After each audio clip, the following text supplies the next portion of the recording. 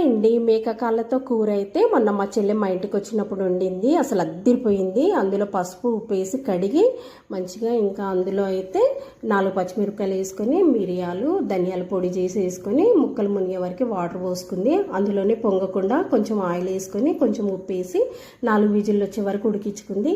ఆ తర్వాత కుక్కర్ పెట్టి అందులో ఆయిల్ వేసుకొని కొంచెం సాజీరా వేసుకొని ఆనియన్ వేసుకొని పసుపు ఇంకా కొత్తిమీర పుదీనా అల్లం వెల్లిపాయ పేస్ట్ అన్నీ వేసి ఇంకా ఉడికించుకున్న ముక్కలు కూడా అందులో వేసి మంచిగా కలిపింది. ఇంకా కస్తూరి మెంతి కూడా వేసింది.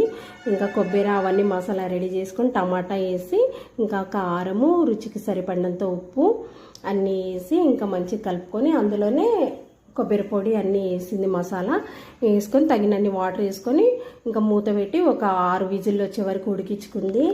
ఇంకా కూర అయితే అసలు అద్దిరిపోయింది. ఇంకా చపాతీకి అన్నంలో అయితే అసలు సూపర్ టేస్ట్ ఉంది. నచ్చితే సబ్స్క్రైబ్ చేసుకోండి.